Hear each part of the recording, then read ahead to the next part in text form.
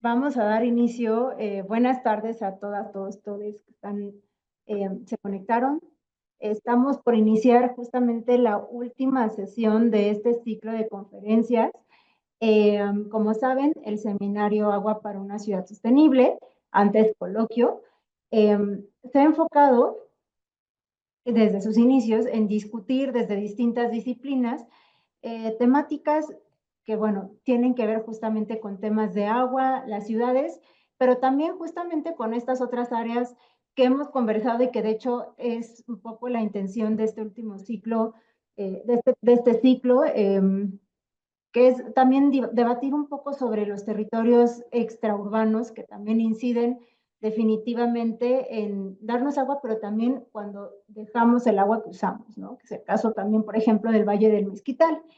Y bueno, en ese sentido, el día de hoy cerramos con broche de oro la sesión la tercera sesión del ciclo de conferencias con el doctor Itzcoatl Zamora Sáenz, un querido colega, también estudioso de largo tiempo en temas de agua, de sociedad y ciudades. Es un honor tenerte aquí el día de hoy, Itzcoatl. Y también nos acompaña justamente el doctor Javier Delgado, que es director del PUEC. Entonces tenemos dos invitados estrellas. Y bueno, antes de platicarles un poco acerca de la trayectoria del doctor Zamora Sáenz, me gustaría darle la palabra al doctor Javier Delgado, nada más para que nos platique un poquito su perspectiva de estos temas. Adelante, doctor, lo escuchamos. Muchas gracias. Pues me da mucho gusto saludarlos, saludarlas a todas, a todos. Eh, Les comento, les doy una última despedida, un último mensaje en este seminario. Yo dejo mi cargo, lo termino en abril, el 22 de abril. Están todas y todos ustedes invitadas al último informe. Luego les damos los más datos. Pero creo que yo les quiero agradecer a lo largo del tiempo que han atendido, que han acudido, que han participado en este seminario, que como lo ha mencionado Laila, y seguramente lo vamos a ver en la sesión de hoy con Itzcuautli, perdón. El tema del agua pues se ha vuelto un tema fundamental, no es nada nuevo lo que les voy a decir, pero lo que sí les quisiera yo transmitir realmente es mi agradecimiento por atender este ciclo, en particular este seminario. Y dicho eso, también pues quiero agradecer muy sinceramente y felicitar a la doctora Laila Estefan por este gran esfuerzo que ella ha hecho para mantener un nivel académico del seminario pues de primera, no solamente en términos de los temas que se han abordado, sino y de los participantes a los que ella ha invitado, sino por todos ustedes quienes han participado en distintos momentos a lo largo del coloquio. Nos da mucho gusto saber que, por ejemplo, que en muchos de los casos estas sesiones han servido para alimentar sus tesis de licenciatura, maestría, doctorado, y quienes no están haciendo un posgrado, pues en su trabajo, en el ámbito profesional, pensamos que este es uno de los objetivos que buscábamos con el seminario,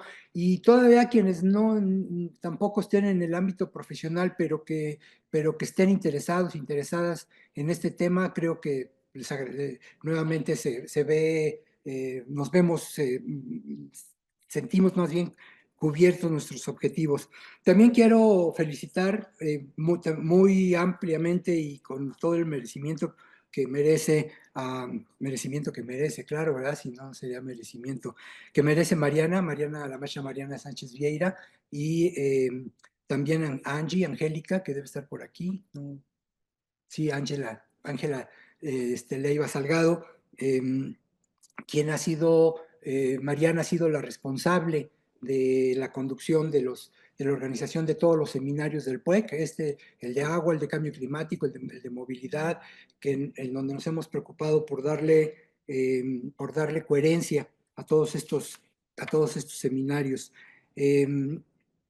También quiero agradecer también muy especialmente a Humberto, no lo veo, no lo veo por aquí, hacia acá hasta arriba. Humberto es nuestro técnico en las sesiones, gracias a él nos podemos ver, podemos oírnos, podemos mantenernos en un buen nivel de comunicación. Gracias, Humberto.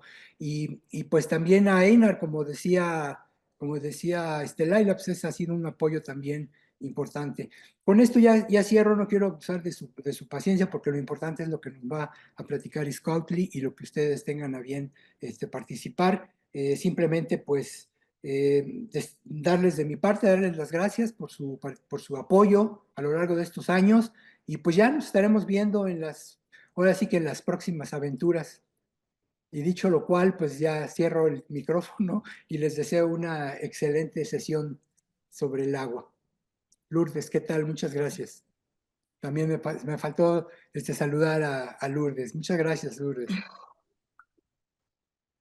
Bien, pues muchísimas gracias, doctor Delgado. Y justamente, nada más, antes de darle la palabra a Itzcuautli, me gustaría platicar un poco acerca de lo que él ha trabajado y del compromiso que ha tenido justamente en el tema central de este ciclo, que tiene que ver con degradación y rescate de cuerpos de agua, en lo urbano y lo perurbano.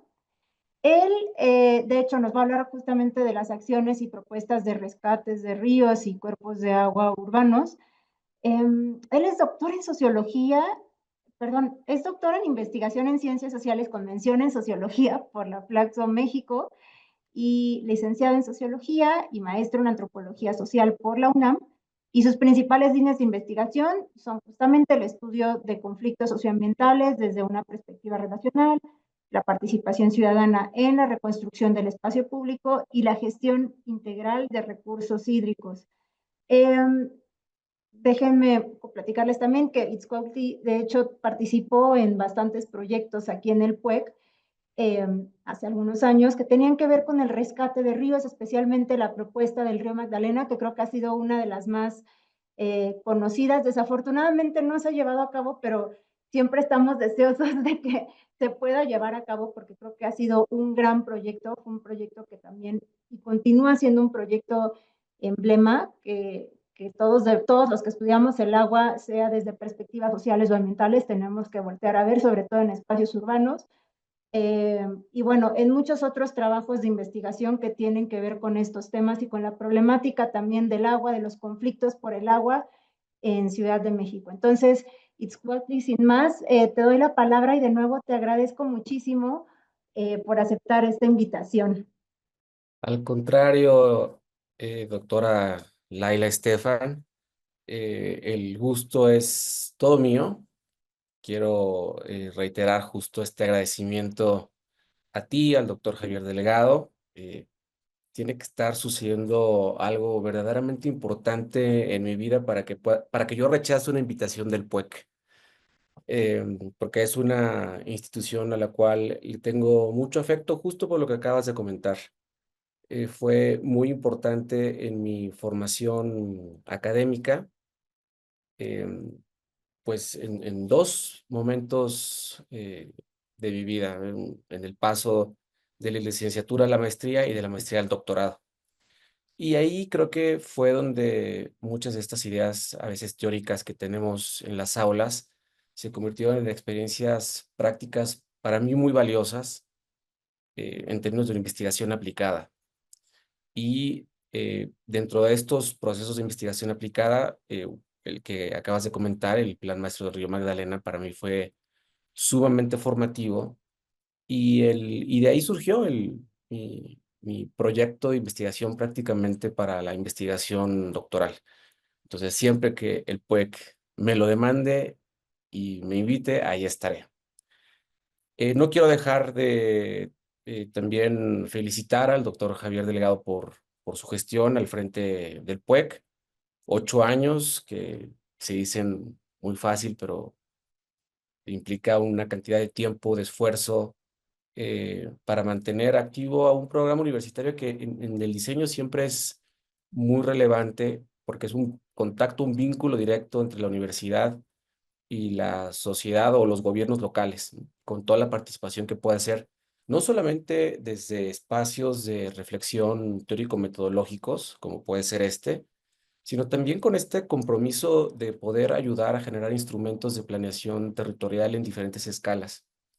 Creo que el PUEC ha tenido, o más bien la Junta de Gobierno, el rector, creo que es, si no recuerdo mal, la rectoría quien designa directamente a la persona titular de los programas universitarios, han tenido muy buen tino de seleccionar a diferentes personas titulares en la dirección, cada uno con su estilo, con su expertise, pero con un gran compromiso, no solamente con la Ciudad de México, digo, estamos en la Ciudad de México y creo que por eso a veces tendemos mucho a que nuestras referencias sean más locales, pero en general con el tema del desarrollo urbano sostenible.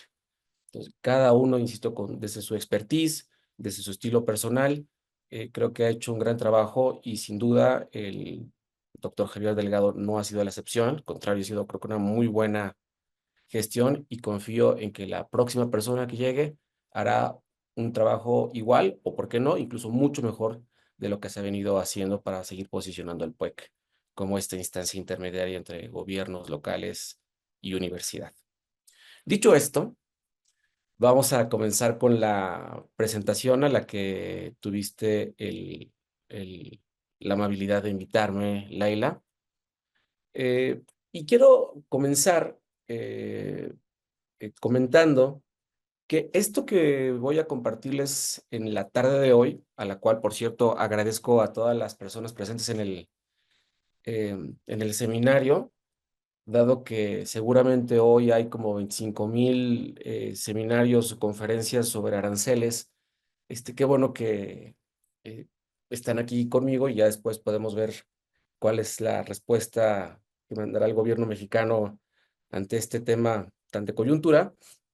Entonces quiero agradecer, por supuesto, su presencia. Estaré abierto a cualquier diálogo que podamos tener al final de la presentación, que constituye un resumen, aunque la primera lámina tiene solamente mi nombre, constituye un resumen de un libro que he coordinado con mi querido amigo, el doctor Arsenio González, que está en proceso de dictaminación, en donde ya he visto que también dentro de las personas que se han conectado hay algunos participantes con capítulos verdaderamente muy interesantes y que espero que todas y todos pronto tengan la posibilidad de leer, de tener entre sus manos.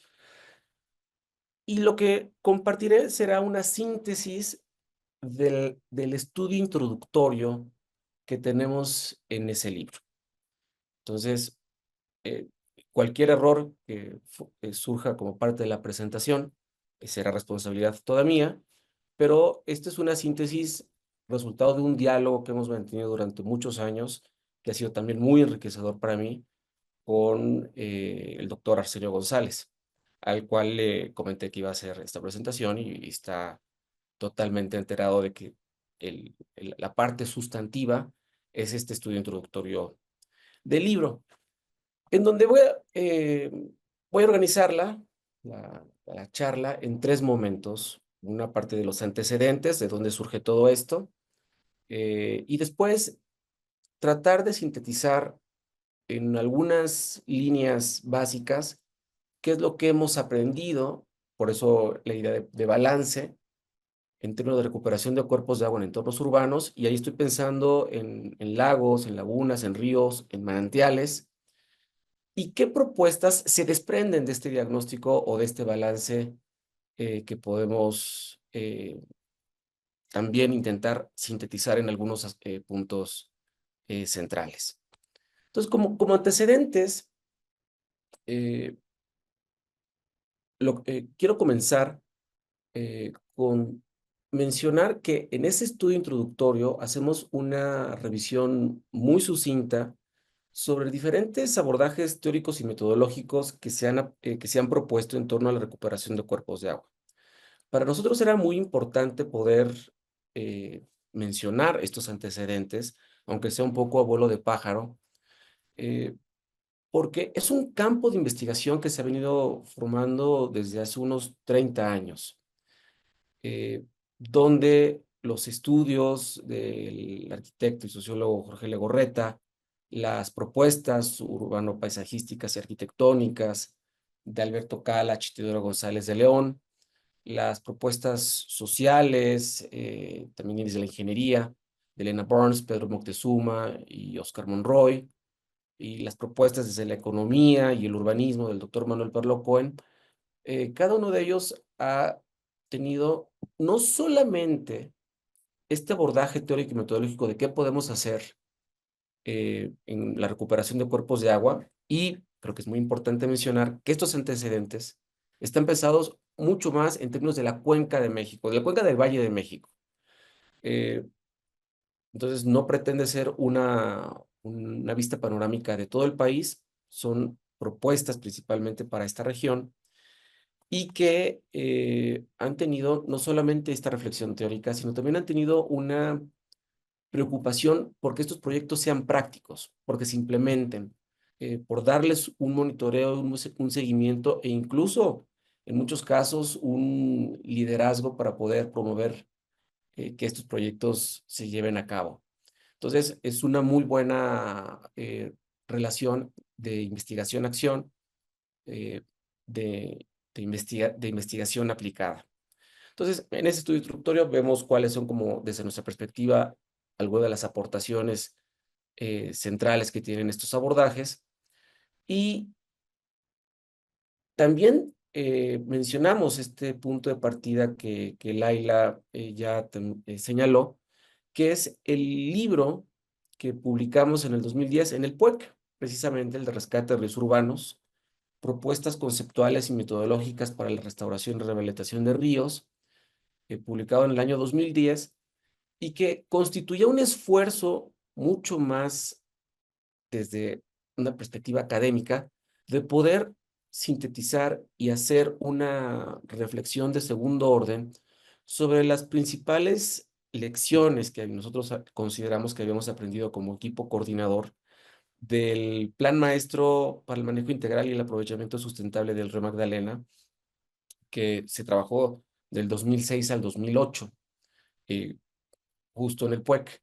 Entonces, fue para nosotros una buena oportunidad de hacer esta reflexión. A ver, participamos en este proyecto, por supuesto que lo hicimos con el mejor compromiso, también con la mayor apertura de aprender de este campo de investigación emergente, por lo menos en así que en esta parte del mundo, ya que en Europa y en Estados Unidos había una bibliografía muy amplia sobre lo que implicaba un nuevo paradigma en el manejo de ríos urbanos, que era un paradigma multiobjetivo, con un texto, me parece clave, el de Anne Riley, eh, de 1997, donde establecía que un río no solamente era el cuerpo de agua, sino tenía que ver con la unidad de planeación de la cuenca, con todo lo que sucedía en la planicie de inundación, con aspectos económicos, con aspectos sociales, desde luego con aspectos ambientales que iban más allá de los hídricos, con flora y fauna,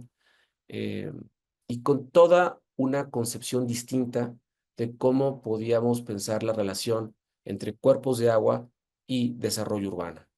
Entonces, con base en esa experiencia concreta fue que publicamos este libro, y hace un par de años, si no es que un poco más, tal vez resultado un poco de los momentos eh, reflexivos que generó la pandemia dado el aislamiento, platicaba con Arsenio, platicábamos los dos, bueno, oye, pues ya tiene prácticamente más de 10 años que salió este libro. Eh, Seguimos pensando, utilizándolo mucho como un caso para ver incluso qué fue lo que no sucedió y qué fue lo que truncó su implementación, pero qué ha sucedido después de este proyecto. Y es lo que originó la publicación que les estoy comentando, que está ya en un proceso de dictaminación, eh, que pretende actualizar muchas de estas reflexiones y ya entonces no tener como un segundo momento donde el diagnóstico ahora también es retrospectivo, de bueno, ¿qué sucedió? ¿Qué aprendimos? y cuáles son algunos aspectos que reiteramos y otros que vemos que fueron emergiendo con el paso del tiempo en este tipo de proyectos. Entonces, aunque yo a veces me refiero fundamentalmente en términos de unidad analítica a los ríos, eh, tengan ustedes la libertad y eventualmente de adaptar estas ideas a lo que puede suceder con canales, con lagos, con parques hidroecológicos y también con manantiales, ¿no? Y mucho más enfocado en esto que también Laila enmarcó en el seminario como características hidrológicas en cuencas periurbanas. Con estos antecedentes, la primera pregunta que quiero responder es, bueno, a ver, ¿por qué sigue vigente el tema? En el 2008, 2007 era un tema emergente que creo que causó una buena recepción en varias esferas o en varios campos disciplinarios, también dentro de los gobiernos locales. Se hablaba mucho de rescatar ríos. ¿Y por qué sigue vigente el tema? ¿No? O sea, es lo primero que quiero eh, subrayar. ¿Por qué estamos hoy en un seminario con este campo de investigación eh, discutiendo sobre las posibilidades, los alcances y los desafíos que implica el rescate de cuerpos de agua en entornos urbanos? Creo que ya desde el principio del siglo XXI, la bibliografía ha sido muy amplia y en los últimos 10 años ha crecido de manera exponencial sobre el desarrollo, sobre el vínculo estrecho que puede haber en recuperación de cuerpos de agua vinculados estrechamente al desarrollo urbano sostenible. O sea, recuperar un cuerpo de agua tiene un efecto en diferentes dimensiones socioambientales que pueden contribuir al desarrollo urbano sostenible. Y por eso es muy importante que sigamos pensando en esto como una alternativa de crear espacios ambientales para la recreación con servicios ecosistémicos y con una potencialidad incluso de regeneración urbana. Entonces, es un campo de investigación, creo que bastante sólido a nivel mundial, y al final haré una reflexión sobre cómo podremos estar en este tema en México, pero con una gran potencialidad para un desarrollo urbano sostenible. Y aunque escasas, hemos visto cómo ya en México hay procesos de organización liderados principalmente por las comunidades locales, o sea, que no viene de un proceso de planeación territorial promovido por el gobierno, en donde en Canal Nacional en la Ciudad de México, la presa Madín en el Estado de México, el río Coscacuaco también en territorio mexiquense, el río Santa Catarina en Monterrey, el río Pastita en Guanajuato, por mencionar solo unos, han promovido acciones colectivas de las comunidades locales para decir, queremos un cuerpo de agua distinto, que nos ofrezca servicios ambientales, servicios recreativos, servicios de contemplación, de actividades de esparcimiento y de convivencia social, distinto a lo que tenemos actualmente. Y creo que esto es algo importante de tener en cuenta, cómo se va conformando, por utilizar un concepto de Enrique Leff, una conciencia ambiental en torno a estas posibilidades de repensar nuestras ciudades. También hemos visto, por ejemplo, en la Ciudad de México, pero también en otras ciudades de nuestro país, cómo hay proyectos desde gobiernos locales y gobiernos estatales principalmente que promueven la intervención en canales, ríos y lagos. En el libro que les estoy comentando, el doctor Manuel Perló hace una contribución y me parece que hace una idea que me parece muy relevante. Dice, varios de estos proyectos gubernamentales han adoptado de pronto la forma de parques hidroecológicos, muy vinculados a la recuperación del espacio público, aunque una tarea pendiente que constituye una agenda de investigación es que necesitamos evaluar el impacto socioambiental que tienen estos parques. No solamente abrirlos inaugurarlos, sino ver qué impacto tienen tanto en las condiciones hidrológicas microlocales, ambientales locales y en la parte social, por supuesto. Entonces, ahí falta, es un campo, una agenda de investigación que está pendiente por realizar, por si alguno de ustedes tiene interés en tener algún tema de investigación. Este es uno posible que me parece tiene mucha potencialidad. ¿Y qué decir en términos del gobierno federal del compromiso 92 de la presidenta Claudia Sheinbaum? Recordarán ustedes que ese compromiso dice explícitamente que va a ser la limpieza y saneamiento de los 3 ríos más contaminados del país: Lerma, Santiago, Tula y Atoyac. Vean cómo hace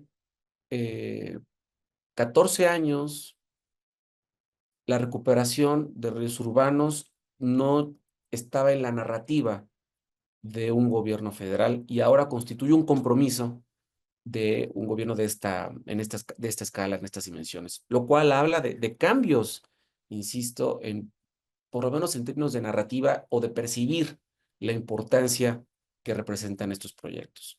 Creo que por eso sigue vigente el tema y por eso es muy importante que sigamos acumulando evidencia empírica para ver cómo podemos hacerlo de la mejor manera posible. Y esto me lleva entonces a una segunda pregunta. Bueno, del 2008 al 2025, ¿qué hemos aprendido? Salvo lo que podamos dialogar en el segundo momento de este seminario, en diálogo directo con todas y todos ustedes, esta es la propuesta que nosotros tenemos sobre los principales aprendizajes que se desprenden de las experiencias que hemos podido tener, ahora sí que en primera línea, o reflexionar a partir de un proceso observacional de casos que se comparten en el libro o que hemos podido ir documentando en otras partes del país. El primero es definir que el paradigma de manejo integral que dio pauta a todo este campo de investigación no ha sido desplazado por el paradigma o el modelo hidráulico sanitarista. Son modelos que coexisten, como suele ser en cualquier cambio de paradigma, ¿no? No es un punto y aparte de una manera tan radical, sino son formas de pensamiento, modelos de manejo que van coexistiendo. Y entonces esto es lo que nos permite entender por qué en un mismo año o en un mismo territorio se habla, por un lado, del entubamiento del río de los Remedios para solucionar de una vez por todas el problema de las inundaciones en la parte norte de la ciudad, porque un gobierno local interviene y hace proyectos, hace una inversión de presupuesto público para la rehabilitación del canal nacional, o desde la esfera académica o incluso de investigación práctica, se propone el desentubamiento del río de la Piedad. O sea, esto no es un manejo bipolar o casi esquizofrénico de lo que tenemos que hacer con la ciudad y su relación con los cuerpos de agua, sino que nos está marcando la transformación de un paradigma en el modelo de manejo, donde el anterior, el paradigma hidráulico dominante, se resiste a desaparecer. Y se resiste a desaparecer por la cantidad de intereses que ha logrado acumular a lo largo de las décadas, por no decir prácticamente ya de siglos, donde poderes económicos y políticos determinan a partir de grandes obras de infraestructura hacia dónde quieren que vaya el agua.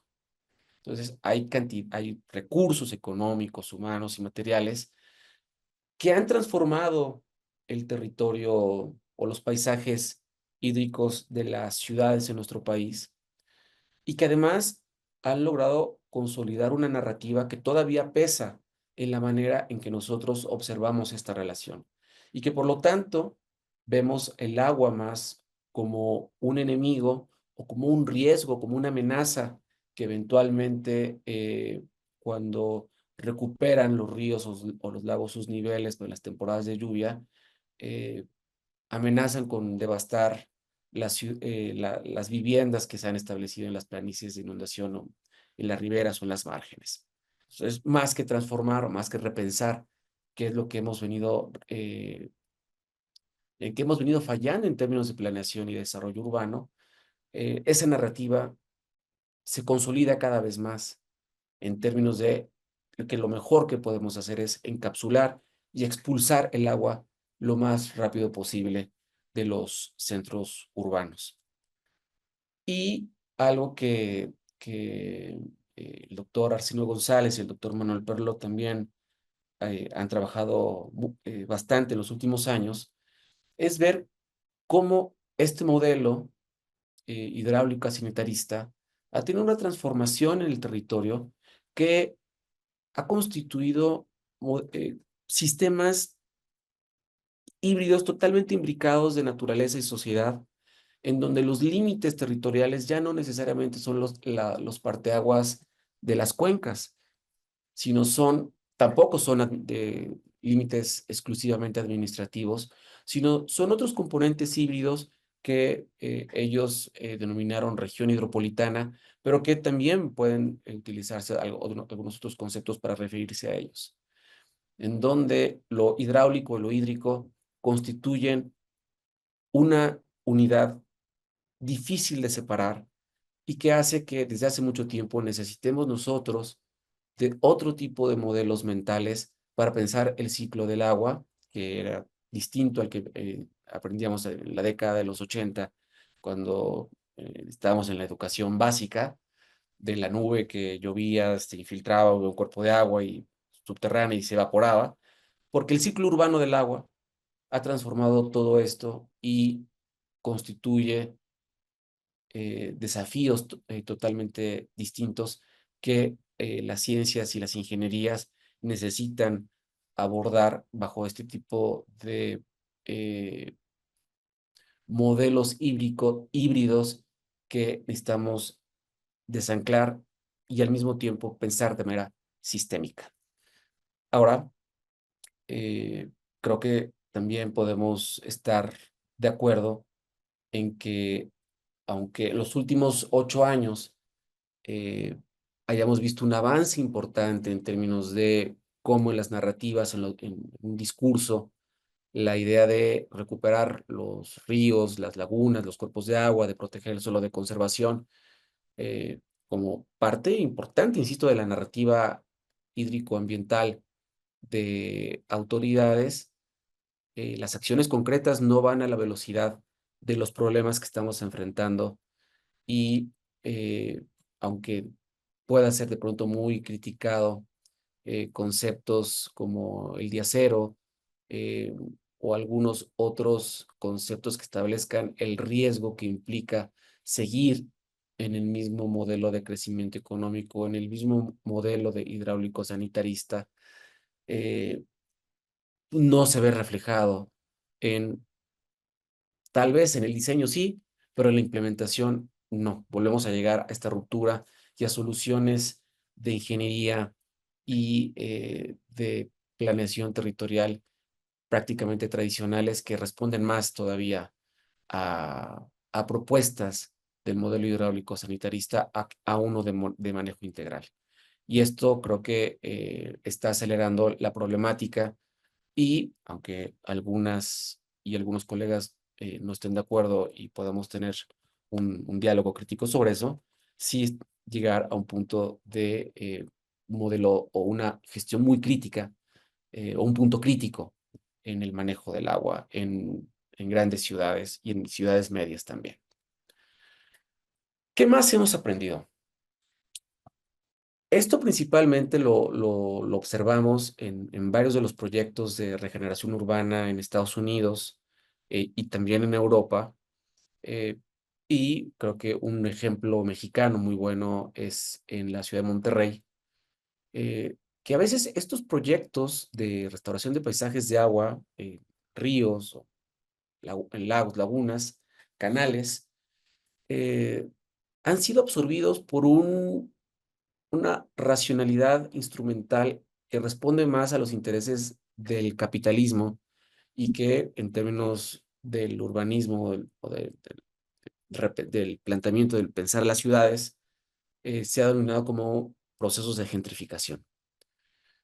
Sin duda alguna, todo lo que se pueden hacer en muelles, en creación de corredores hídricos que se asocian a los entornos, a los cuerpos de agua, van a tener como resultado una regeneración urbana, y esto va a tener una incidencia tal cual en el plusvalor de los espacios adyacentes. Y esto ha sido utilizado como puntales para el desarrollo de la atracción turística, como puntos o hitos de la ciudad para ponerlos, alinearlos a una economía de servicios. El punto es que esto ha tenido como una consecuencia no deseada la expulsión de las comunidades locales, un aumento de plusvalor o un encarecimiento de las rentas y de todos toda la infraestructura de los procesos inmobiliarios asociados, que terminan siendo excluyentes para una gran cantidad de población, porque como solo se subsume en términos de una economía de servicios, parece que se puede aprovechar si y solo si consumimos algo ahí. Y no pensemos en términos de poder seguir habitando una vivienda en un canal o en un río que acaba de ser rehabilitado. Entonces, creo que ha habido una de las consecuencias no deseadas de este tipo de proyectos. También hemos aprendido que es fundamental incorporar incorporar la historia ambiental y la memoria hídrica del lugar.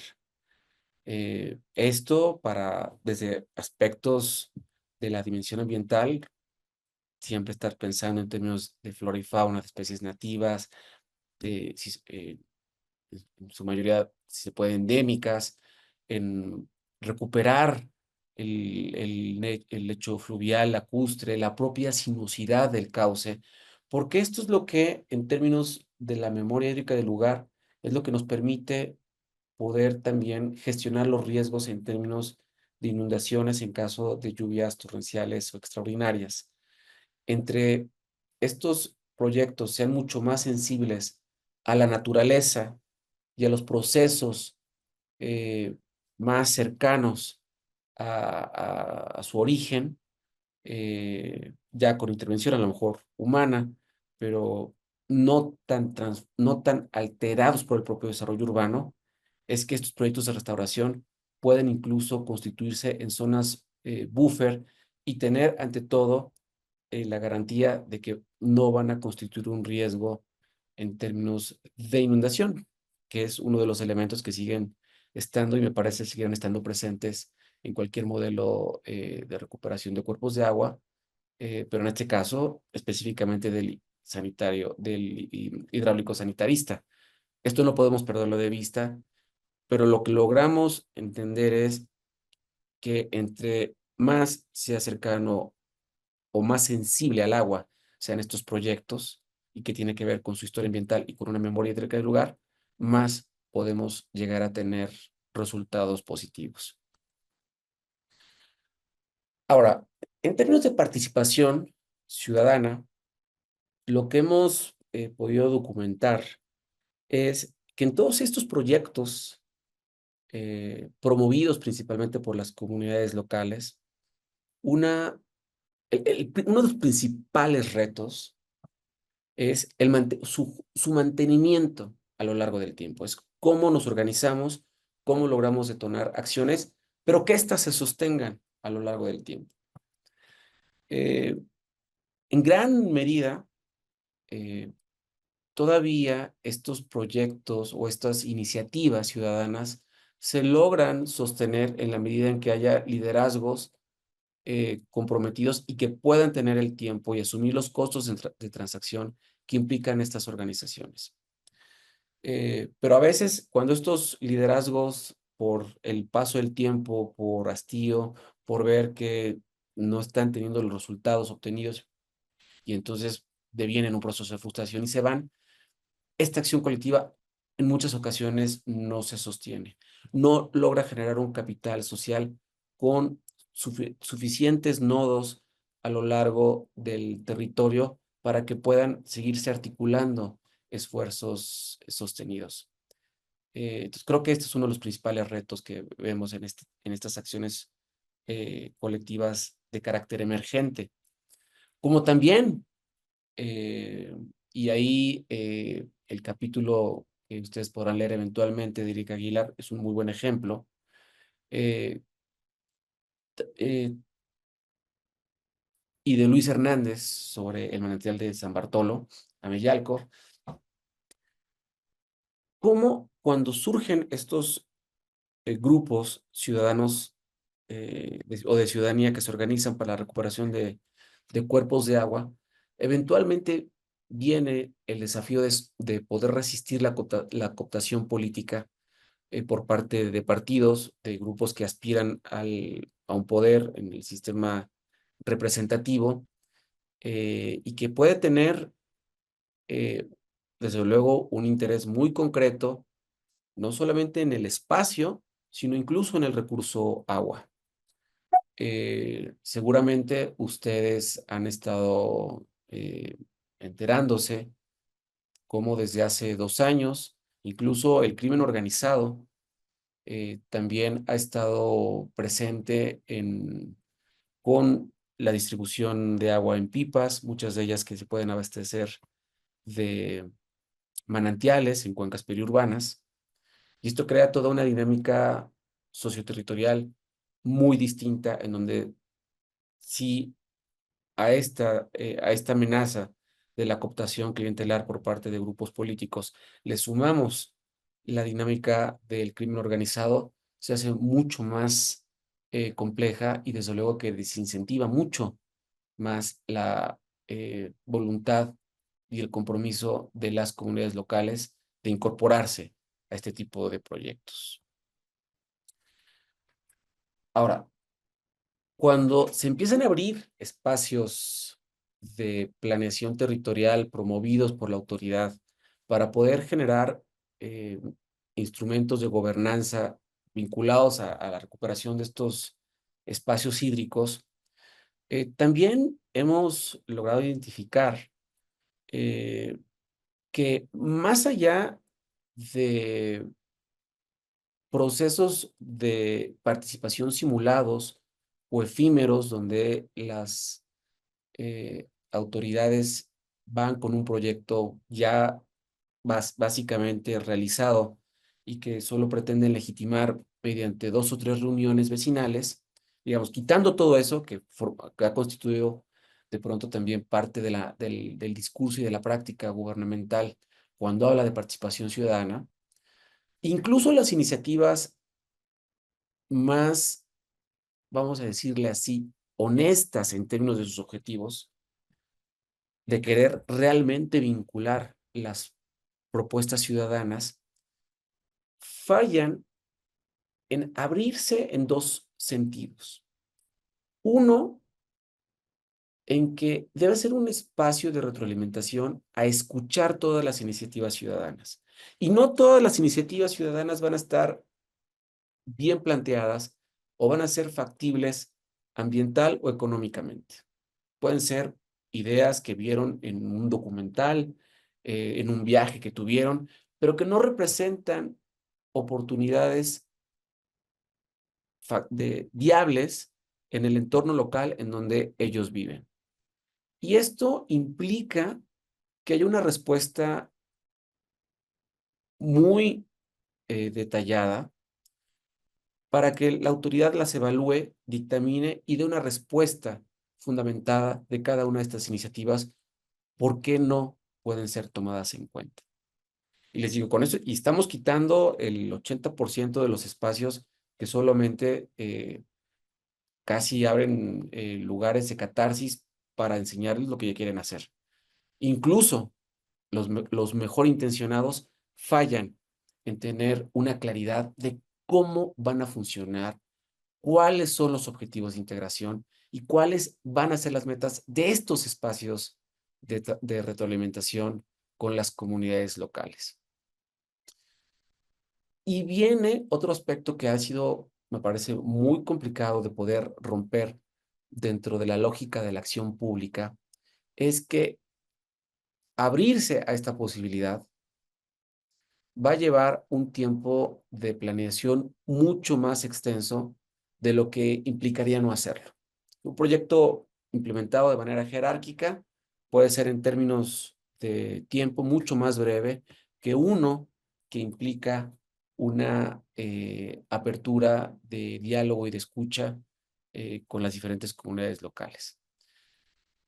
Y el tema es que las autoridades y la lógica de la acción pública implica que esto tenga que realizarse en periodos de administrativos muy concretos, 3 o 6 años. Y lo que esté fuera de esto, de estos espacios de planeación, prácticamente no logra establecerse algún tipo de instrumento de planeación que rompa estos ciclos administrativos. Entonces, las autoridades locales terminan por no asumir estos costos de transacción que implica la construcción de acuerdos y de una visión compartida, que además es, en la actualidad, en términos sistémicos, con una alta diferenciación cultural y política. Entonces, esto nos va a llevar todavía mucho más tiempo para poder construir los acuerdos. Ahí creo que hay un alto consenso sobre lo que regresaré un poco más adelante, sobre lo que está detrás de la falta de estos instrumentos de planeación de largo plazo. Creo que esto es un aspecto muy importante para el tema del seminario, en particular en cuerpos periurbanas, y es que muchos de estos espacios, los instrumentos legales, que pueden ser fundamentalmente decretos de parques nacionales, fueron redactados y consensados o simplemente ejecutados, porque no hablábamos tanto de participación, en la primera mitad del siglo XX.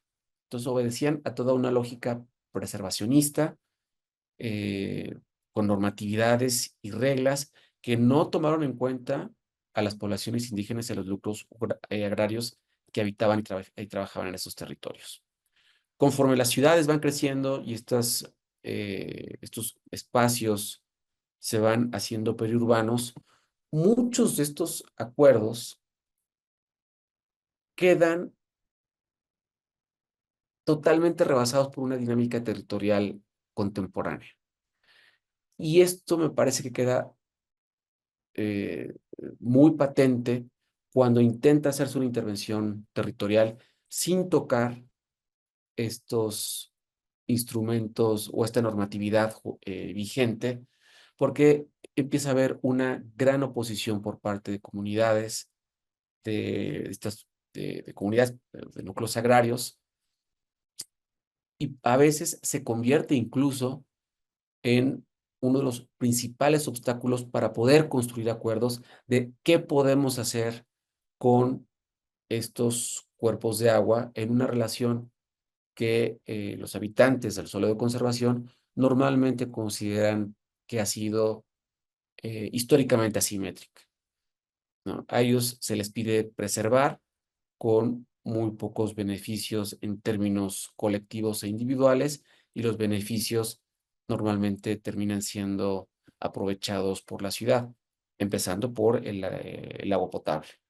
Entonces, ahí creo que hay un trabajo también de reingeniería institucional en términos de acuerdos normativos jurídicos, que es importante revisar y seguir discutiendo para ver cómo puede incluirse de manera mucho más eh, patente a las comunidades locales, particularmente indígenas y núcleos agrarios.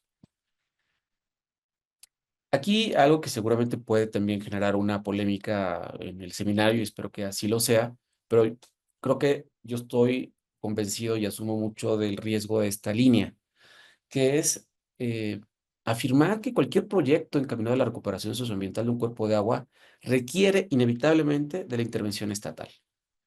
Y esto tiene que ver por la escala de los proyectos, que normalmente implica la necesidad de coordinación y acción concertada de diferentes entidades gubernamentales o de propias comunidades locales.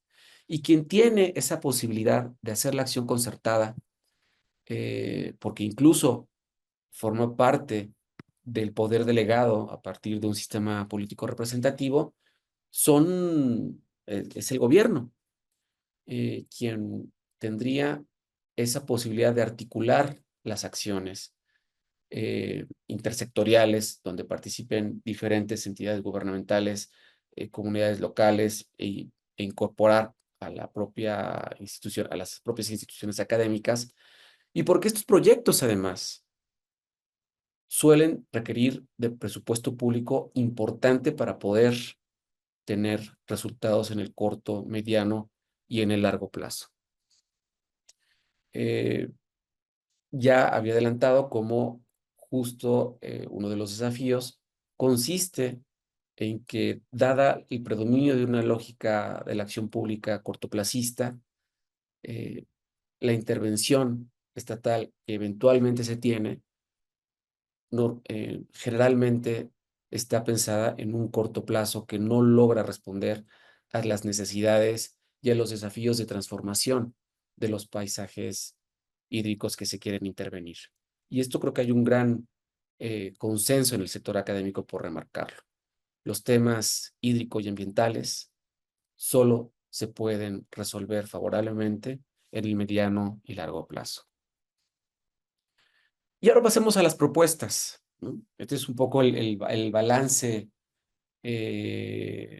con trazos japoneses de lo que queremos nosotros destacar, que hemos podido documentar y reflexionar en estos años, desde aquel Plan Maestro del Río Magdalena a las experiencias que hemos podido observar de primera o de segunda mano en términos de recuperación de cuerpos de agua. Y después de un balance, creo que también queremos terminar con ideas que puedan ser de utilidad para la intervención pública. La primera propuesta, estas no necesariamente están ordenadas de forma jerárquica, consideramos que todas son importantes, pero la primera es tratar de conjurar esta consecuencia no deseada de la acción, de que el desarrollo de proyectos para la recuperación de cuerpos de agua devenga en procesos de gentrificación. Y esto implica entonces garantizar que hay espacios de convivencia y encuentro social accesibles e incluyentes socialmente. Que el consumo no sea el punto de conexión entre las acciones sociales y la recuperación o el habitar y en el estar en estos espacios hídricos recuperados.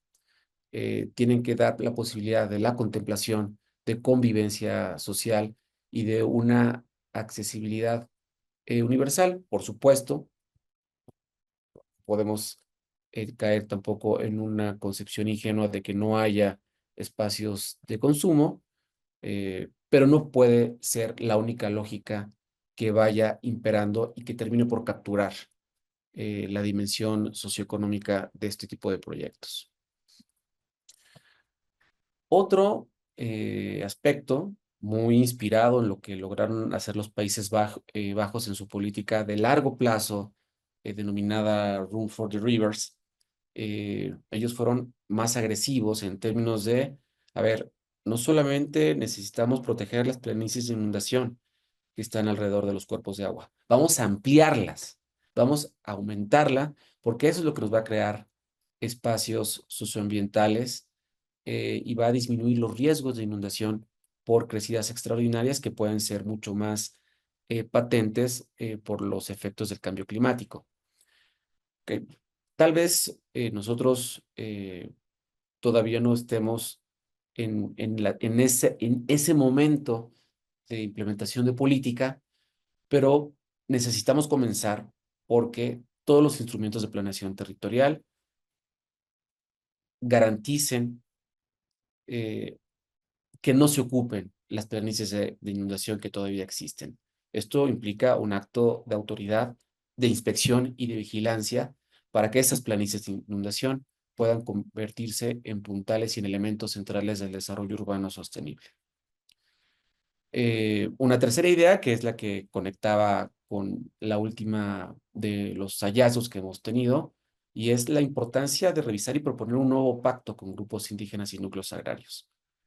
Necesitamos nuevas reglas de manejo socialmente incluyentes, que sean ecológicamente sostenibles, para que el trabajo que han hecho estas comunidades sea reconocido, sean partícipes en la elaboración de los planes de recuperación y se vean realmente incluidos y beneficiados en todos estos proyectos de rescate en cuencas periurbanas, que son fundamentales porque son la primera línea de batalla que logran resistir la presión del crecimiento urbano. Un par de ideas para ustedes o para nosotras y nosotros, incluyéndome a mí, es que necesitamos un mayor compromiso por parte de las y los académicos en proyectos transdisciplinarios para la recuperación de estos espacios.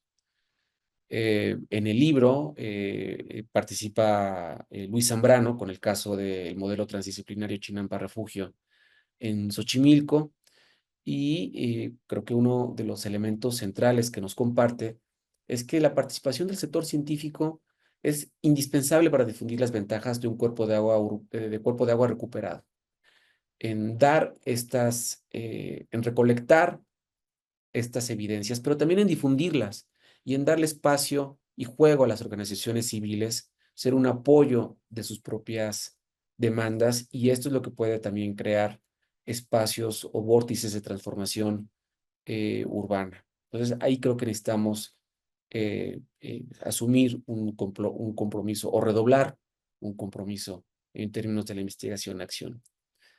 Y para ello, hago una invitación a todos quienes estamos en este seminario, a que sigamos trabajando en generar evidencia para acumular indicadores, información empírica que nos dé más y mejores herramientas para este campo de investigación. ¿Qué funciona y qué no funciona? ¿Cuáles son las variables centrales para poder tener espacios de participación efectivos? ¿Funcionan en todas las ciudades o en dónde está funcionando?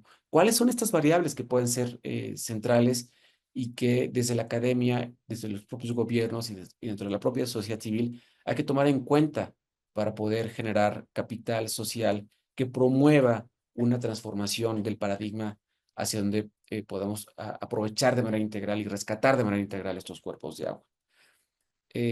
Déjenme comentarles que tan solo aquí en la cuenca del Valle de México hay varios casos que no han sido todavía explorados. Los esfuerzos del río de los Remedios, en Tlalnepantla, el río Papalote, en Tizayuca, el río Hondo, en Naucalpan, que es la imagen que acompaña este bullet, donde han tenido incluso convenios justo con los Países Bajos, y que no he visto yo hasta el momento una investigación académica que mencione cuáles han sido los resultados de estas colaboraciones, si han funcionado, si no han funcionado, cuál es el estatus, qué es lo que ha faltado, en fin, hacer una reflexión de segundo orden que pueda dar elementos para que estos proyectos se conviertan en realidad. Presa Madín, Vaso de Cristo, etcétera. Creo que hay muchas experiencias concretas que resulta muy interesante poder construir evidencia para la toma de decisiones informada. Sumado a la idea de una planeación de largo plazo, también seguir impulsando que cualquier proyecto de recuperación integral de un cuerpo de agua vaya acompañado de un sistema de indicadores. Esto lo que nos va a permitir es que un plan de largo plazo en términos de 20 o 30 años pueda tener una línea base de información que permita que ese plan se vaya ajustando a partir de los avances o retrocesos que ha tenido, pero de una forma mucho más práctica y que nos permita dar una retroalimentación continua a este tipo de instrumentos de planeación. Otra que me parece que es muy importante y que ya lo mencionábamos de alguna manera en el libro de Rescate de Ríos Urbanos, es tener esta perspectiva siempre sistémica cuando recuperamos un cuerpo de agua. O sea, esto va, si es un río, si es un canal, va a tener vinculaciones con otras partes del sistema, que pueden ser, que pueden ser otros ríos, pueden ser otros canales, pueden ser el mar, pueden ser lagos, lagunas.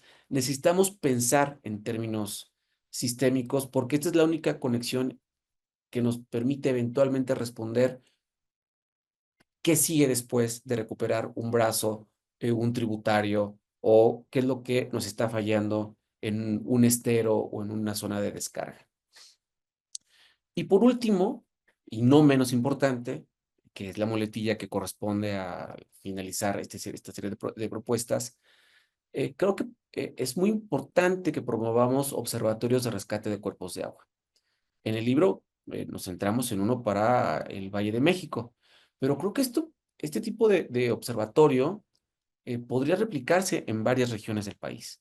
O sea, que podamos tener micrositios en donde se vaya subiendo información lo más actualizada posible de diferentes campos y disciplinas científicas, de ingenierías y también de observaciones y de propuestas ciudadanas que nos vaya favoreciendo el intercambio de información para que, insisto, podamos tomar decisiones basadas en evidencia y aprovechemos y podamos compactar los tiempos de aprendizaje social que nos está llevando tener en este tipo de proyectos y que me parece se ha alargado mucho más de lo deseable, dado los desafíos que estamos enfrentando ahora las megaciudades o las ciudades intermedias con respecto a no solamente el abastecimiento de agua, sino a la contaminación y al avance de la contaminación de sus cuerpos de agua, incluso desaparición y presión sobre los manantiales al seguir avanzando sobre el suelo de conservación. Yo pongo bueno, le facilitaré, por supuesto, a la doctora Estefan esta presentación.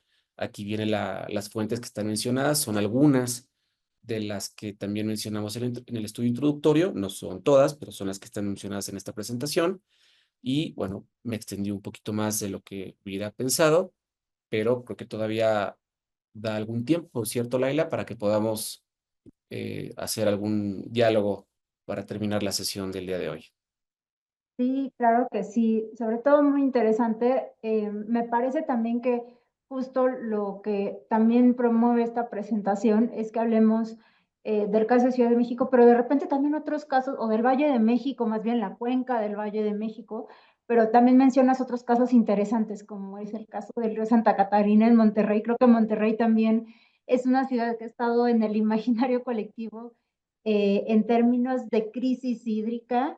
¿No? En términos del día cero, que también es un concepto que creo que a quienes estudiamos el agua nos causa un poco de escozor, ¿no? Porque decimos, bueno, día cero comenzó hace mucho tiempo, pero bueno, hasta ahora se ha popularizado el concepto, ¿no? Es algo de lo Es que correcto. llegamos Y llegamos a Monterrey discutir. fue Monterrey fue justo la primera ciudad en México que anunció su día cero, mucho antes que la Ciudad de México, ¿no? Entonces creo, coincido totalmente contigo en la importancia de, aunque por la ciudad que habitamos tengamos más referentes locales, siempre tratar de estar pensando en las realidades y las posibilidades de otras ciudades, como Monterrey, por ejemplo. Sí, y otra idea que también me surgía un poco a lo largo de tu presentación, vamos a pasar a las preguntas de nuestros asistentes, es también un poco cómo, a final de cuentas, a veces pensamos en estos trabajos aislados un poco por términos prácticos, metodológicos, disciplinares, ¿no? Quienes hacemos estudios de agua, pues bueno, hacemos estudios de agua, ciudad y lo que sea, y nos quedamos ahí. Y cómo, por ejemplo, qué implicaciones podría tener también el rescate de los ríos, tal vez en temas, se me ocurría ahora, en temas de calidad del aire, porque no solamente es el rescate del río, generalmente también viene con un proceso de restauración ecológica alrededor del río. Aquí mencionaban justamente en los comentarios el caso de Seúl, que es justo, de hecho, el río en Seúl, que es como un caso emblemático a escala mundial de buenas prácticas. Tendremos por ahí de pronto algunos otros casos, he escuchado algunos casos, alguno contado en Colombia, el muy discutido caso también de París con las Olimpiadas y todo lo que implicó, que creo que salió inclusive, fue muy noticiado. Pero bueno, creo que también pensar como en las distintas implicaciones, tal vez es extender un poco, pero creo que podría tener una incidencia interesante, sobre todo en un caso como la Ciudad de México, que tiene sus propias características de valle y que también la hace más compleja en términos de calidad del aire, además de toda la parte de los automóviles. Y bueno, eran como algunas reflexiones que me quedaban ahí a lo largo de la presentación. Pero bueno, voy a justamente comentar algunas preguntas que están aquí, que nos hacen también, si alguno de ustedes tenemos un poquito de tiempo para abrir a preguntas y respuestas, quiere tomar el micrófono con todo gusto. Aquí dice, bueno, Héctor Flores comenta, hay un gran problema en la alcaldía La Magdalena Contreras con el crecimiento de la mancha urbana. Hay personas que están construyendo a unos 30 metros del río de los Dinamos. En unos años tendremos un gran problema. Como comentario. Y Linda Llanes pregunta, ¿cuál sería el mecanismo ideal o modo de negociación para que el proyecto de rehabilitación del lago Tláhuac-Jico se implemente? Se realizó el estudio de factibilidad y se tiene un plan maestro, pero hoy en día no es una realidad. Este proyecto de recuperación ha procurado la participación social en diferentes fases. Qué interesante. Y creo que por el momento son algunas de las preguntas. Si tienen más preguntas, podemos irlas presentando en el chat o si alguien quiere dar el micrófono, pero te doy la palabra, Xcoti. Sí, muchas gracias, Laila.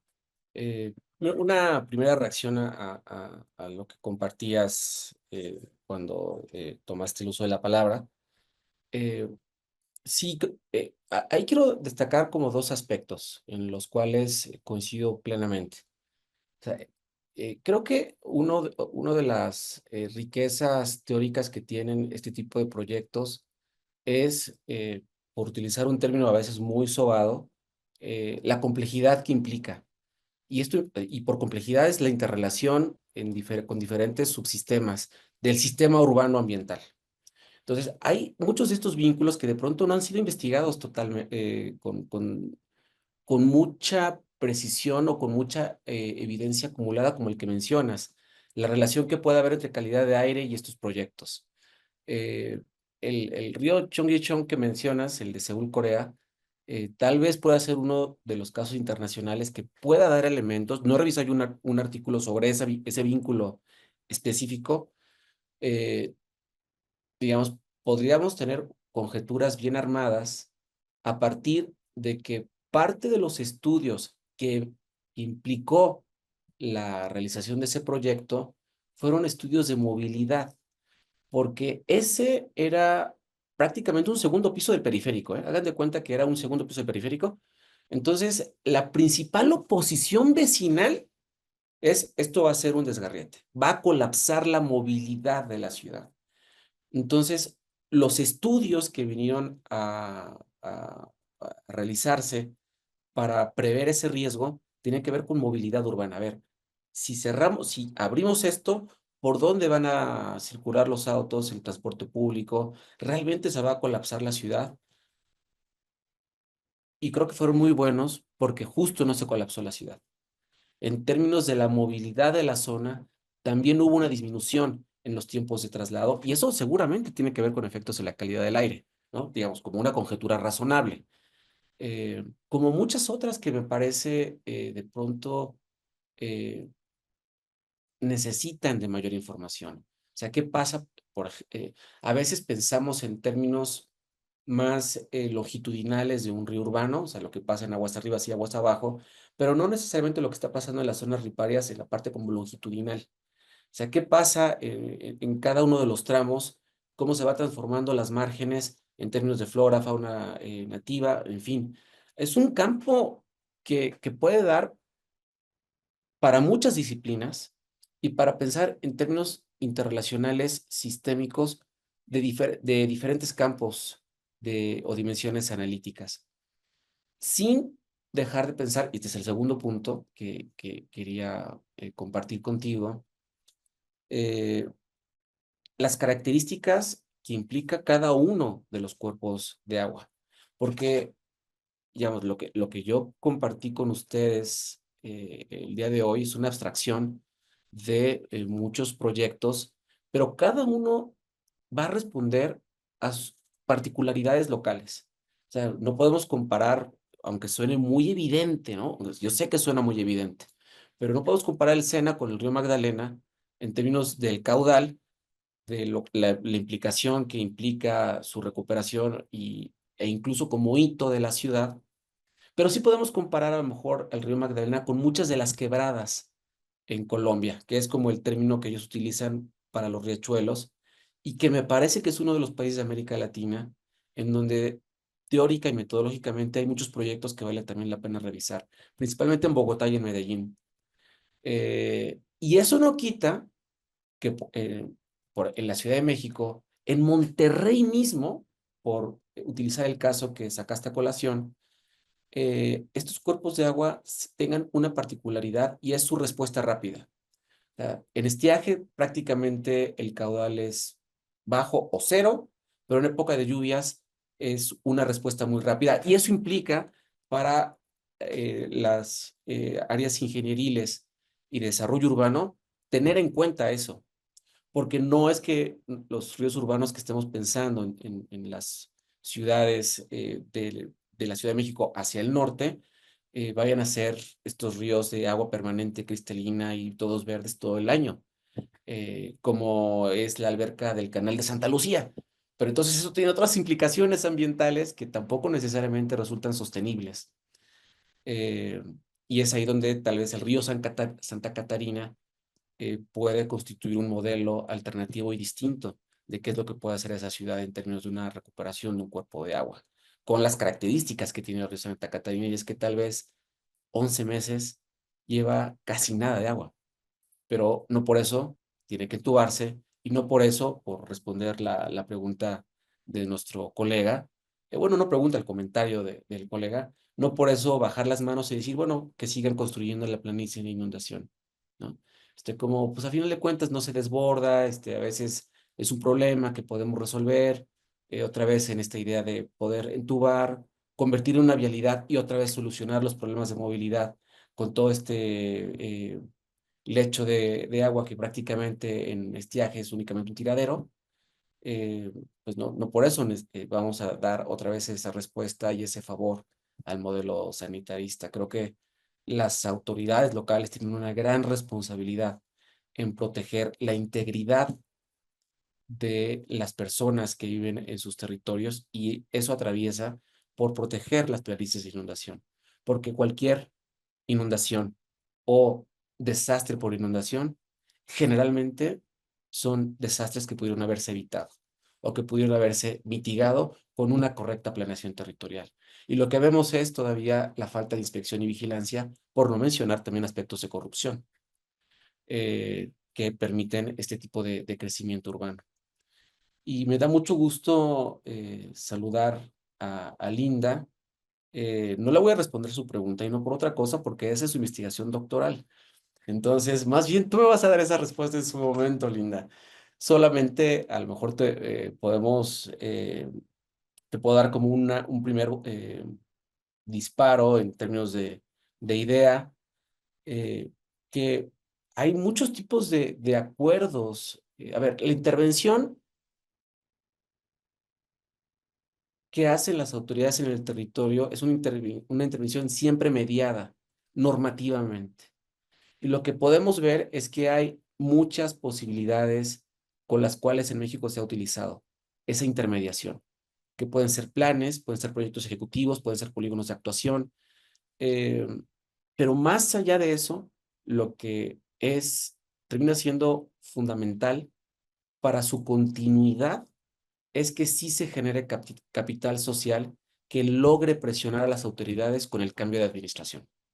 Porque puedes tener un perfecto plan de la página 1 a la última, impecable técnicamente, con el conocimiento de frontera que se tiene en México y casi a nivel mundial, y se puede quedar adornando una gaveta de un escritorio. ¿Por qué? Porque no se logró construir un capital social de comunidades locales que se convencieran y que dijeran, este proyecto necesita continuar independientemente de que el partido político que lo diseñó cambie, o que incluso dentro del propio partido político, ahora la nueva autoridad tenga otra idea y otra visión del territorio. Cuando esta presión está presente, es muy difícil que se convierta en literatura gris abandonada en una gaveta burocrática o de gobierno. Y creo que en esto las principales experiencias que yo he tenido la oportunidad de leer o de escuchar vienen, por ejemplo, de Colombia. Y es muy interesante porque justo había escuchado del caso del río en Bogotá, que se llama Río Bogotá. Bueno, Sí, sí, eh, sí, ¿va? Ujú, Sí, del rescate. No encontré tanto, pero me pareció como una propuesta bien interesante que al menos no había escuchado tanto. Y ahora que mencionas justo el caso de Bogotá, Medellín, pues bueno, habrá que seguir dándole como, al menos desde mi barrera, desde mi cancha, seguir dándole como seguimiento a esas propuestas para ver también. Eh, Vamos a continuar con este último núcleo de preguntas.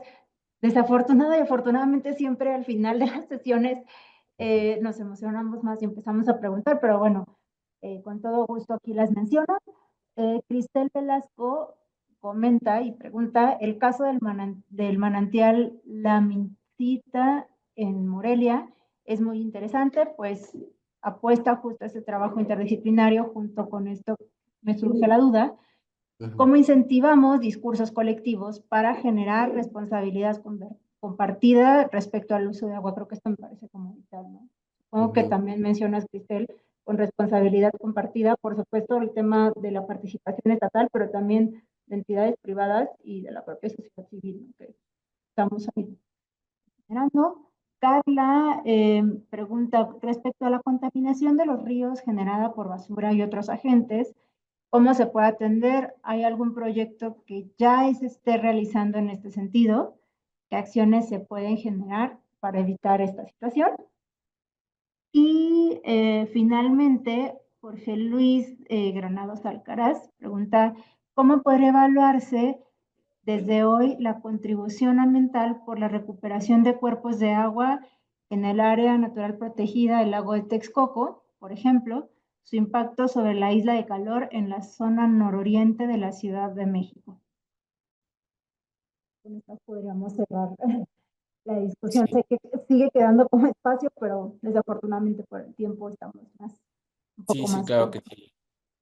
Y bueno, ahí tienen en todo caso mi correo electrónico. Podemos seguir de manera sincrónica, intercambiando ideas sobre este tema que afortunadamente nos apasiona tanto, por lo que leo en las preguntas. Em, Pues mira, sobre la pregunta sobre los discursos compartidos, creo que parte o sea, una posibilidad, no estoy diciendo que sea pero una posibilidad, es justo esta creación de observatorios. Por eso cuando mencionaba la apertura de espacios para subir información, no solamente mencionaba a las investigaciones académicas, que tal vez para nosotras y nosotros puede ser más relevante por lo que nos dedicamos, o instrumentos de planeación o propuestas de gobiernos locales, sino también mencionaba cuestiones de comunidades locales, que pueda haber iniciativas ciudadanas que se suban ahí, resultados de monitoreo participativo, que es algo con lo cual tuve la posibilidad de platicar con algunas organizaciones justo en el río Santa Catarina, y que llevaban algunos 5 o 6 años haciendo monitoreo participativo desde, a ver, nosotros somos vecinos que vivimos del kilómetro X al kilómetro Z en Santa Catarina. Queremos saber qué vegetación hay en las márgenes, qué tipo de especies de árboles son las que están plantadas a los árboles, están en las márgenes, son nativas o no son nativas, y creamos un primer censo de la flora que hay ahí. Y esto no saben cómo lo tomaron y los biólogos de la Universidad Autónoma de Nuevo León. Como es que esa información y la tenemos nosotros, ¿no? A ver, les vamos a prestar a un servicio social o yo mismo voy y les ayuda a que ustedes puedan diferenciar y hacer el censo. Decir, este es un pino, este es un oyamel, digo, por decir algo, ¿no? Entonces, no que sean esos. Pero a diferenciarlo, las especies, y entonces que las comunidades locales tengan estos elementos para hacer su propio monitoreo participativo y que suban esa información a estos observatorios. Creo que esto puede empezar a crear un flujo de información en diferentes secciones para tener una mentalidad o una percepción más compartida de lo que podemos hacer con estos espacios y sobre la urgencia además de poder participar y transformarlos. En términos de basura, fíjense que hay una investigación en curso de un estudiante que, por cierto, no se conectó y le voy a jalar las orejas porque ya está un poco atrasado, que justo su investigación tiene que ver con una presa. Y la pregunta parecería muy sencilla en términos de una pregunta de investigación, pero los hallazgos se van haciendo mucho más complejos conforme avanza. Y es por qué la presa es percibida como un espacio de confinamiento de basura, ¿no? O sea, más allá de que pueda haber un estudio en términos de la efectividad de recolección y confinamiento de basura, ¿por qué la ciudadanía termina arrojando su basura a la presa y generando propias consecuencias en términos de su espacio inmediato a la vivienda? Y donde la única noticia que se tiene sobre la presa Becerra B cada 3 años o cada 4 años es cuánto gastó la alcaldía en desasolvarla y en quitar toneladas de basura. Pero de ahí no se avanza. Y entonces ahí también no hay una corresponsabilidad compartida por parte de la ciudadanía. Y creo que los hallazgos que está teniendo Orlando Santana son muy interesantes en ese sentido. Es decir, a ver, también hay una percepción del habitar en el territorio, en donde se sienten como en una zona marginal, en una zona de expulsión, de atracción, donde la parte recreativa o atractiva está afuera, no necesariamente está en mi propia comunidad y no veo a esa presa como una oportunidad o como un espacio, a pesar de que tenga yo narrativas de padres de la primera generación que establecieron en las márgenes de una presa, cosa que no tendría que pasar, pero ya pasó, y que eventualmente lo utilizaban incluso como un espacio para tomar el sol, no necesariamente para nadar, o sea, tampoco llegamos a ese extremo, idílico me refiero, pero que lo utilizaban como un espacio para tomar el sol, de pronto hacer un poco del día de campo y que las propias acciones que ellos mismos van generando van haciendo un espacio degradado, pero que tiene que ver con toda una concepción de un territorio marginal. Creo que por ahí va parte de su hallazgo y que seguramente puede haber otras investigaciones que puedan arrojar información interesante sobre esto. Y del lago de Texcoco, fíjense que justo el capítulo que yo tengo sobre el libro tiene que ver con el plan de Texcoco, pero no con el actual, sino lo utilizo como un modelo de planeación que refleja la importancia y casi como el cisne negro en modelos de planeación de lo que fue el Parque Lago de Texcoco, que duró 30 años, sobre el cual me parece se generó muchísima información, pero muchísima información que sí fue retomada ahora en el Parque Ecológico de Texcoco y que puede constituir, y me parece que sí forma parte de la propuesta. Cuando fui a visitarlo hace unos 6 meses, justo con Arsenio para dar ahí el recorrido, estaba todavía en construcción un centro de investigación.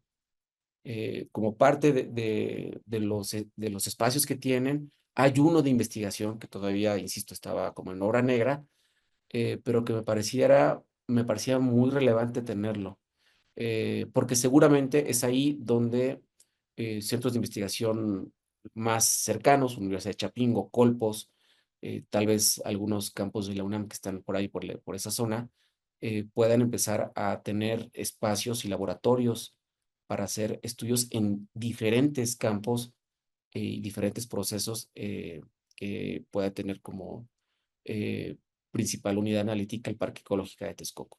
El Parque Ecológico, perdón, de Texcoco. Entonces creo que esta parte en su diseño hay una gran cantidad de información que esperemos que todavía se pueda sistematizar. Una vez que fue trunco el plan Lago Texcoco, aeropuerto, esperemos que ahí no se haya perdido información y que la que se tenga se pueda sistematizar y constituir bases de datos que puedan ser utilizados en las investigaciones próximas que se desarrollen ahí. Súper. Y nada más, prometí que iban a hacer las últimas preguntas, pero hay una que me parece que todos nos quedamos con la duda porque es una propuesta magnífica. Existe, dice, podrás compartir ejemplos de observatorios que mencionas, observatorios ligados como al rescate de cuerpos de agua y demás. ¿Hay algún ejemplo que pueda ser clave o que podamos seguir? ¿O bien es más como una propuesta que tú nos presentas que creo que es magnífica, porque todos nos quedamos como esa pregunta en general para responder en esta sesión? Pues mira, sinceramente es una propuesta, o sea, una propuesta que abreva de manera muy abstracta de lo que implica un observatorio. O sea, conocemos observatorios de otros temas, pero sobre este en particular no tenemos ningún referente ni en México, seguramente en el mundo habrá, porque siempre que uno piensa que nadie lo ha pensado, en algún otro lugar del mundo hay, pero nosotros no lo tenemos documentado como para que pudiera compartírselos. O sea, simplemente nos basamos en lo que conceptualmente implica el observatorio, las ventajas que ha representado para otros procesos urbanoambientales, y decimos, creo que esto sería relevante para este campo de investigación, que ya no es tan emergente, pero que todavía requiere de compartir mucha información de manera intersectorial y poder tener mayor evidencia para tomar las mejores decisiones. Excelente, pues creo que ahí queda, o sea, creo que nos das también muchas líneas para seguir trabajando, investigando, sea desde posgrados, sea desde el propio espacio académico. Y estoy segura que vamos a encontrar como otros espacios donde seguir ampliando esto. Desafortunadamente por tema de tiempo tenemos que cerrar. Yo me quedo con muchísimas preguntas que espero tengamos, digo, oportunidad de seguir debatiendo. Este tema de los observatorios me parece como clave para el tema también de rendición de cuentas, que tú platicabas en cierta forma también, ¿no? Y sobre todo también en la participación de nosotros como sociedad civil. El caso que presentas de la presa también me parece muy esclarecedor para pensar también en cómo estamos incidiendo también nosotros en este tema de contaminación, por ejemplo. Escuchamos más tal vez del caso de la industria y demás, pero a veces no pensamos cómo nosotros directamente contribuimos de manera negativa. Y bueno, Itzcoatl, ha sido un honor para mí que cerremos este ciclo con tu participación, sobre todo porque nos has dado un panorama general, no solo del Valle de México, sino de otros casos. Y bueno, yo estaré gustosa de que podamos seguir compartiendo discusión aquí en el Seminario de Agua. Y a nombre del Programa Universitario de Estudios sobre la Ciudad, te damos las gracias por esta espléndida presentación el día de hoy, en la tarde. Nuevamente a ustedes, al PUEC, a todas y a todos quienes se pudieron conectar al seminario, y este es un diálogo abierto que podemos seguir manteniendo en otros espacios, pero por lo pronto, muchas gracias por haberme invitado a participar en este seminario. Muchas gracias a ti y también gracias a todos los que nos acompañaron el día de hoy. Seguiremos en comunicación y cualquier duda pueden contactarme al correo que siempre está referido, que es laila@puec.unam.mx. Muchísimas gracias.